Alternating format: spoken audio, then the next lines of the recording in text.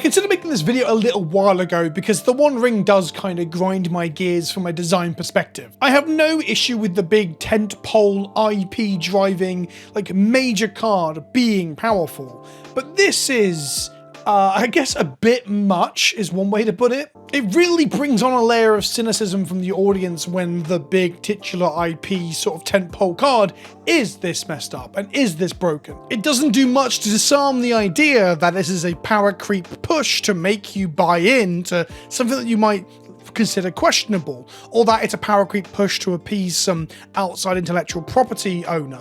I've already done videos on the fact that the cheapest version of it is $80, so if you want 3 or 4 of them to play, as most modern decks or legacy decks that play it would need, it's going to cost you a pretty penny to get your playset. That issue is still ongoing. They have not considered or told us any consideration for the way they're going to reprint it, but this video isn't really about the price, although that still factors into all of this as well. I want to talk about how omnipresent it seems to be within the modern metagame at the moment. If you go by challenge winning lists, I'm going to show you some in a moment. And I want to talk about just the design of the card in general and how I think they can fix it with an errata. Yes, I'm going to go there. I've been umming and ahhing about where I fall on this, and my opinion could change over time.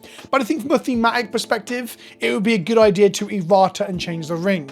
And there's 2 ways to do that. One very obvious one, which I think is probably the best one, and one a little bit worse. Either way, people are going to accuse me of trying to dictate how I think Magic should be by this video and the presence I have online and the audience that I have. And truth be told, there's an element of truth to that, right? I don't put these things out in the world because I don't believe them. I put these things out because it's how I feel about the game. But I'm also very much aware that I'm a best above average player. I am no pro, shall we say, right? So I'm the first to admit that I would absolutely listen to people who are better than me at the game, who put out the results and put the time in. Hell, Modern as a format has bored me to tears since Modern Horizons 3 has landed. I don't like it. The decks I like to play are bad. The decks that are good are not my kind of thing, and I'm just sick of seeing Modern Horizons cards. I've started playing a bit more Pioneer, a lot more Pioneer actually, and Legacy. Put some gameplay out last week, there'll be more next week and over the weekend as well. So I appreciate that I'm kind of off the Modern train at the moment, but I can't help but still point and laugh at the One Ring in its current state. Anyway, all that and more about the errata and the design of the ring in today's video. But first, I need to pay my mortgage. So here's a message from today's sponsor. Today's video is brought to you by Warhammer 40,000 Warpforge, the card game. If you like Warhammer 40k and you like card games, especially digital ones, then Warpforge will be right up your street. Available on PC and mobile with full cross-platform play. They have just introduced the Astra Militarum, the Guard, the Cadians, with once-in-a-lifetime duty effects that evoke that idea of that they are born and bred for war. And they have the regiment ability too, which means when you're shooting, you get like first rank, second rank, and artillery support fire where cards trigger on your other cards activating their shooting abilities. It's sick. I really like the design of these cards. The game is flavorful with unique mechanics for each faction, including Necrons, Adeptus Sororitas, the Marines, Tyranids, Elves, Astra Militarum, the Chaos Space Marines, and the Tau. It's utilizing some of the fantastic artwork from throughout Games Workshop's library with immersive voiceovers and astounding battlegrounds and music for each faction, making it a treat for Warhammer enthusiasts. It's free to play. Warpforge makes it easy to dive in, giving you a starter deck for your chosen faction, and allows you to progress through a play to earn system of campaigns where you pick which faction you want to unlock things with as you're completing daily quests. Every day has a free entrance to draft mode as well, which is where I spent most of my time. Now is the perfect time to jump into Warpforge. It's free to play, easy to get started, and packed with content that will keep you coming back for more. You can download the game today, claim your starter deck, and start building your perfect deck. Thank you to Warpforge for reaching out and sponsoring content on this channel. The One Ring, for those of you who somehow don't know, is a 4-mana artifact that is indestructible and has a trigger upon entering the battlefield that if it was cast from hand, which most of the time it will be, 4 mana is not a big ask for most decks, you will get a trigger where you gain protection from everything until your next turn. At the beginning of your upkeep, you lose 1 life for each burden counter that is on the ring, the burden of carrying the titular One Ring from Lord of the Rings, and you can tap it to put a burden count on it to draw a card equal or cards equal to the number of burden counters on it. So over time it will kill you. Let's talk about the issues with it in terms of power level design space. Let's start from the top. It's 4 mana. It is not expensive, which is fine. Powerful cards don't have to be expensive. The fact that it's 4 colorless mana, I mean, it'd be difficult to put this in a color in the color pie, maybe in black, considering it's Sauron's ring to rule them all, perhaps. But it being colorless from a game design and balancing perspective means this can show up in any deck that wants to play it. And we're going to go through that in a moment in the Modern Challenge results from the last weekend. Beyond that, it is indestructible, meaning it cannot be destroyed by non-exile effects. I guess the durability of it in canon with Lord of the Rings, that kind of makes sense. A lot of this does make sense until we get to really in the weeds. The protection from everything is the protection or stealth that it gives you. We see that in many ways in Lord of the Rings with Frodo being turned invisible by it and so on. And the burden counters are the burden of power that comes with the One Ring.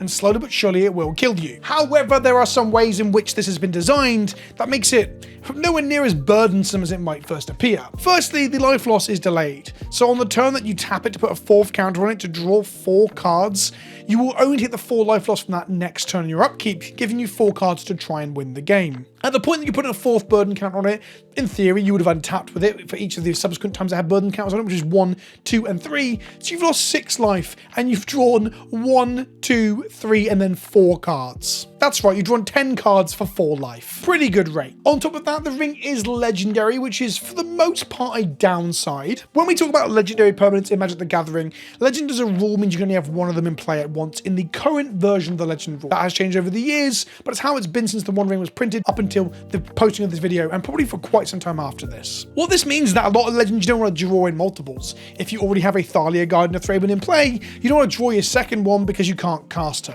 As a state-based action, will sacrifice one of them, and thus you just wasted a card. So a lot of second copies of legendaries are wasted in hand unless you can discard them for value in some way. This legend rule downside is sometimes offset by the functionality of the card. Liliana of the Veil is a famous example of this. In essence, you can only have one of them in play and you sack the second one, or one of them as a state-based action when you play the second one. The thing is, with Liliana of the Veil, it has an uptick that you both discard cards, or each opponent discards cards, or each player discards card choice. Everyone at the fucking table is discarding a card. And in the case of Liliana of the Veil, when you draw another copy of Liliana of the Veil, you just discard the second copy of Liliana of the Veil to the first copy, and thus you are really at a disadvantage of this card rotting in hand. It's fuel for you ticking up towards her ultimate. And this always used to be my go-to example of how the legend rule can be circumvented if you have another use for it, especially if the card itself gives you that. And then the One Ring just swooped in and blew that up like an atomic bomb, like all Modern Horizons era style design. Because let's be honest, Lord of the Rings is Modern Horizons 2.5. I've said it in the past, I'm saying it more and more as we sit looking at the One Ring climbing in price and being as omnipresent as it is. With the One Ring being legendary, what happens is sometimes you get into a hole. Sometimes you've drawn 10 cards and on the following turn, you know, you're going to take another 4 and it's going to kill you because 6 plus 4 plus 4 is 14 damage over time, right? So how do we deal with this? Well, you can bounce it, you can exile your own ring, but the easiest way to do it is through drawing through your deck, is drawing another copy of the One Ring, and then you play the second copy of the One Ring, legend rule applies, you sack one as a state-based action, and you just sack the one with the 4 burden counters on it, resetting the ongoing burden of carrying the One Ring by playing a second copy of the One Ring, even though it's called the One Motherfucking Ring. And this is where the biggest thematic and flavor fail comes in. You can play a playset, and you're actually incentivized to do so by the mechanics of the game and how it works. Sauron's the One Ring to rule them all is better when you have 4 of them, which kind of makes sense, because I guess if you had 4 of the most powerful artifacts in all of Tolkien's Middle-earth, then it would be 4 times the power. But it doesn't really fit with the idea that there's only one of these bastard things floating around. It's a great example of how the legend rule does not do what it originally intended to do. If anything, it works as a stealth upgrade and power up to this particular legend. Now, like I said, it incentivizes you to play 4 copies, or maybe 3, because sometimes drawing multiples in the early game could be bad. Let's look at the top 32 deck lists from the last Modern Challenge on MTGO and see how many of them were playing the One Ring. And as a fun little bonus, as we're going through this, have a look at how many of these decks are basically Modern Horizons 3 block constructed. Now, first place is super interesting if we go on a little side tangent from modern metagame here. This is a dredge list, which is largely Modern Horizons 3. You've got Wonder and you've got Cephalid Colosseum, 2 cards that are classic old school cards that were reprinted into Modern via Modern Horizons 3. And then the sideboard is also lacking Modern Horizons 3 stuff. This is Dredge, It's not playing the One Ring, and it's largely Modern Horizons 3 agnostic, which is incredible to see, even though historically I'm not a big fan of Dredge. It's always been good against decks that I like to play, but love to see. Good job to Bertram here, coming first place in the Modern Challenge with One Ringless, Modern Horizons 3-less Dredge for the most part. Then in second place, we've got 4 copies of the One Ring in what looks to be an Eldrazi deck. Then in third place, we've got 4 copies of the One Ring, which appears to be in a Grinding Station, Tameo, Emery, Thassa's Oracle, Underworld Breach combo deck. Next up, 3 copies of the One Ring in a red-white aggro / mid-range. It's aggro is what we're calling it, I think, but you could argue this plays quite a good mid-range game, especially with access to the One Ring. This is one of the more prominent decks in the format that's playing almost exclusively Modern Horizons 3 cards. Like, the only card in this entire list that isn't from Modern Horizons 3 outside the lands is Lightning Bolt and the One Ring. That is fucking wild. Then we get to this version of the deck, playing only 2 copies. I would love someone to inform me around the logic around playing less. I get going down to 3, perhaps. Down to 2 is super interesting. I guess, again, you don't want to draw too many copies of it to disrupt your game plan, but drawing into multiples does allow you to reset it. So that's our 5th place, 2 copies. 6th place, 3 copies, again, in another version of the Energy aggro deck. That's 3 red-white aggros in a row in the top 8, all playing the One Ring. In at 7th place, we've got, what is this? Bogart Troll. Oh, that's the flip land. I thought it was Goblins for a minute. This is Mono Black Necro Dominance, 4 copies of the One Ring. And at 8th place, we've got 4 copies of the One Ring in another Emrakul deck. Another, not Emrakul deck, sorry, an Eldrazi deck that's playing some Emrakuls, the old Emrakul, original OG Emrakul. My goodness, that's 7 out of the top 8 playing some number of the One Ring, averaging out around like 3.5 copies, I guess, maybe 3.4 because one's got 2. I'm going to keep going to illustrate a point here.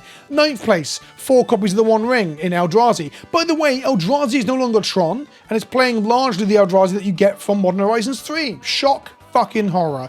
In at 10th place, we've got another red-white energy deck with 3 copies of the One Ring. 11th place, 4 copies of the One Ring in Infect. I'm not making this up. This is a stat. This is the official Wizards of the Coast website. That's 4 copies of the One Ring in fucking Infect. 12th place, we have a deck without the One Ring in some form of combo deck involving Lotus Blooms. I don't know what the fuck's going on here, but I haven't got time to figure this out right now. 13th place, 3 copies of the One Ring, red-white energy. 14th place, 3 copies of the One Ring, red-white energy. 15th place, 3 copies of the One Ring, red-white energy. 16th place, we've got no One Ring in an archetype that is growing. This is Psychic Frog, Orcish Bowmaster, plus Abhorrent Oculus from Duskmourn. I love some of the new Duskmourn cards, if I'm honest. This is an archetype that doesn't tend to play the One Ring at all. So you'll see as this starts to gain some prominence with cards that are seeing play in Legacy, for goodness sake, that's how good they are. Again, Modern Horizons 3 there with Psychic Frog. This deck doesn't play the One Ring. 4 copies of the One Ring in red-white energy. 4 copies of the One Ring in red-white energy. No One Rings here in, is this, what the fuck is this? Leyline's Binding, Atraxas. This is, oh, it's Goyo's Vengeance. Cool. Another Goyo's Vengeance list, no One Ring. So this archetype is avoiding the One Ring entirely. And maybe, like Infect, maybe they'll pivot to it at some point. 21st place, another version of Goyo's with no One Ring. However, this Goyo's deck is playing fucking Psychic Frog. So maybe that's the way to go. If you haven't got the ring, go lower to the ground with Psychic Frog. 22nd, 4 copies of the One Ring. 23rd, 0 copies of the One Ring. 24th, 3 copies of the One Ring. 25th, 4 copies of the One Ring. 26th, no copies of the One Ring. 32nd, we've got a Psychic Frog deck. Sorry, 27th. 28th, 4 rings. 29th, Psychic Frog? No, fuck knows what that is. Birthing Ritual Coco. Okay, that's pretty wild. 30th place, Psychic Frog. 31st, the One Ring. 32nd, we've got Infect not playing the One Ring. For those of you not keeping up, that's 20 out of 32 decks playing the One Ring. That's 62.5% of the top 32 decks playing the One Ring. At this point, I cannot be fucked to look any further. The top 64 may improve this number for the illustrative purposes that I'm making, or it might make it worse. I generally have not checked and I can't be fucking asked. I think this sort of thing clearly notes that the One Ring is a bit of a problem. Hell, it's funny that the Psychic Frog is like the other option, right? There's a few other fringe things, but it's like Psychic Frog or One Ring. One Ring being in just a load of different decks. It's not that you're playing the One Ring deck, you're playing one of like 10 decks that are playing the One Ring. And there's an argument that the One Ring is allowing fringe decks to see play. But that argument kind of falls down a little bit when the One Ring is also being played in the best deck / most played deck in the format, which is Red-White Energy. And it's a real shame, really, because like Bowmaster has, at the moment at least, softened up. It's seeing a lot of play, especially in the Psychic Frog decks, but it's not the huge hindrance that a lot of people considered it to be. So, because the Orcish Bowmaster and the One Ring are the two like power outliers for Lord of the Rings that often when people talk about Lord of the Rings with a very negative light, when I think the rest of the set is very good, from a limited environment to a play experience to commander cards to other stuff seeing play in other formats. I like all the land cycling cards. I like Sauron's Ransom, for example. But it's so fucking weird that the One Ring was such a miss in terms of power level spike, although arguably that might have been on the design brief, right? It was to make it stronger. And it's also a bit of a miss in flavor too, even though we've got two versions of the One Ring within the set, right? We've got the Ring Tempts You mechanic, which a lot of people, myself included, didn't think it had enough of a downside. Then we've got the One Ring, which has the downside, but you can also offset the downside by having more copies of the One Ring. There is a canister video where he talks about consulting on the Lord of the Rings set, which is pretty interesting because he talks about how the One Ring was a basically unplayable 5-mana equipment with sacking things and sometimes drawing 7s and stuff, and during testing it didn't really play very well and everyone just ignored it. And then a lot of the consultants, himself and others, I think there's actually two main like pro consultants, if you will, they didn't see the One Ring until it landed during preview season, at which point people started to pick up on the notion that this card might be pretty good. My first thought was you just play it with Soul Lands and Legacy, and lo and behold, that's what Red Initiative does. You play the One Ring alongside Initiative cards. On that note, it's not as dominant in Legacy. There's essentially like 5 of the top 12 decks play it, which is Mono Red Initiative, Painter, Mystic Forge, and Sneak and Show. I said 5, it's actually 4.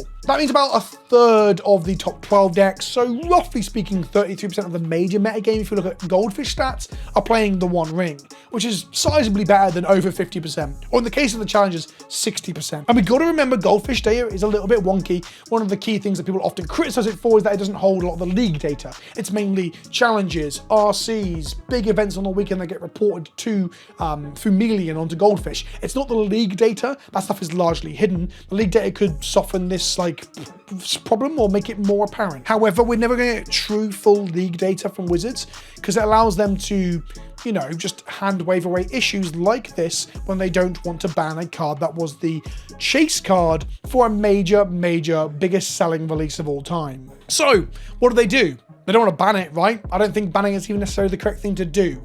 I'm gonna posit 2 erratas. The first one is an interesting one, I think.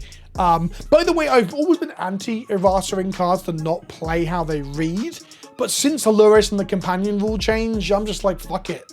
It's a tool we can use to help moderate some of these mistakes that are quite severe when you look at top 32 breakdowns like this. The first fix is around the burden counters. So you look to, and I don't like this one by the way, it's just one I've seen floating around, many people have mentioned it to me. It's weird the burden counters can be reset by multiple copies, I absolutely agree. And the idea that the burden counters should go onto the player.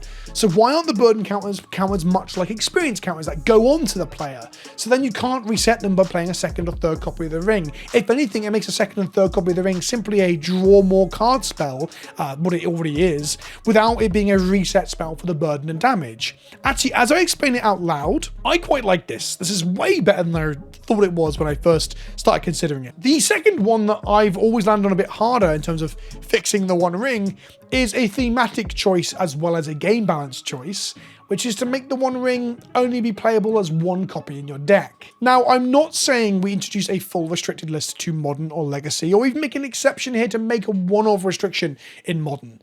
I don't like that idea. Cards get restricted in Vintage, and that's unique to Vintage, and I don't want to introduce that to other formats. I think that's a bad idea. However, in the case of the One Ring, it's a truly unique sort of opportunity. With the One Ring, there is only one of them in existence, and they are powered up by there being more of them in your deck, so it's a thematic and flavor fail as well. What if we errated the One Ring to simply have some text on it that said, you may only play 1 copy of the One Ring in your deck? Kind of like the opposite of a Relentless Rats, or the Archivists, or the Shadowborn Apostle. What I'm proposing is not introducing any caveat to the ban list itself or some sort of limited restricted list. I'm saying that you power level errata and rules level errata the One Ring to have this text on it. And then when you finally reprint it, if you can, you reprint it with that text on it. Much the same to what we did to Lurrus. This is not the same kind of issue as Lurrus. Lurrus kind of fucked all of Magic up, so it was a bit more severe, but I think it's a similar thing you can do. Now, this is interesting because then everyone doesn't get screwed by not having any copies of it. It will be still an expensive chase card for the most part because a lot of the demand is probably going to come from Commander, let's be honest. Outside of the top echelons of the power levels of the format where you're trying to move the efficiency down, most decks should probably play the One Ring if you're trying to play a powerful deck. I wonder whether it's going to be in bracket 3 or 4. I assume bracket 3. I don't think they'll put this in 4 for a few reasons that I won't go into in this video. And that way, people aren't left with just 4 rings that are now no longer playable in Modern. Now, there is an interesting point that when you errata it to do this, it does turn off like a large part of its power level because you can't just draw 10 cards, which statistically should find you your second copy of your 4 and then reset your original ring and be golden. That's going to be a lot harder to do. And by harder, I mean impossible. So that might mean the ring actually just isn't anywhere near as playable. Weirdly, this errata might actually be as good as a ban in the sense of making it see far less play. Of course, you can copy it, you can bounce it, there are other ways to do it, but those sort of hoops then allow you to make you play other cards you don't necessarily want to play. Mystic Forge combo in Legacy could adjust to play, like, I think it still does, but Phyrexian Metamorphs or Sculpting Steels and stuff to copy it, that kind of deck can get away with it because it has multiple applications for that. But playing a spell that just bounces one artifact because you just reset your ring is fucking terrible. So there is a problem with this errata that it might just be as bad as banning it in a way. Either way, the price of the One Ring, the reprint situation, the omnipresence of it, and just the constant bad taste in the mouth of people like myself looking at this design thinking, what the fuck were you thinking? Well, I think all of these things need to be adjusted and fixed in some way, right? And I'm not just going to shout for bans for everything all the time. I'm not even saying that it's unfair or impossible to beat in Modern. I'm just saying that when 63% of your top 32 is playing the One Ring across multiple archetypes, you've got a problem with format diversity. And if you remember, like I do as an old man with greying hair, that was the reason you banned Twin, in the interests of competitive diversity. So the fact that the ring can show up and stick around like this seems odd to me. The only argument against that would be that it's propping up the weaker decks to play with Psychic Frog. But then you've got an ongoing issue of allowing this card that is undiversifying the format in many ways. It allows diversity of deck archetypes, I guess, to allow you to play against the dumb shit you're printing in Modern Horizons. It's like the tip of an iceberg of a wider issue of just terrible power creep that's kind of fucked Modern if we're honest. Anyway, that's just some thoughts about errataing the One Ring. I'm not completely sold on this idea, but I do like floating the idea out there. I do like talking about it. There's an interesting thing in Magic community as a whole, the Magic community and content, is that people will say they don't want to engage in the discourse. And it's really weird because if you're a content creator or a personality within Magic and you're on social media like Twitter, Instagram, TikTok, or YouTube, or Twitch, I guess, to the same extent, you kind of should engage the discourse. You're not above it. You're not better than it. Part of the fun of this is talking about the greatest game ever made, the good shit and the mistakes. And there is good shit too. I've got a video in the works about how the design around Commander actually helped to prop up red and white and make their identities as colours much more robust and better over the last 5 years. That's a much harder video to make than this.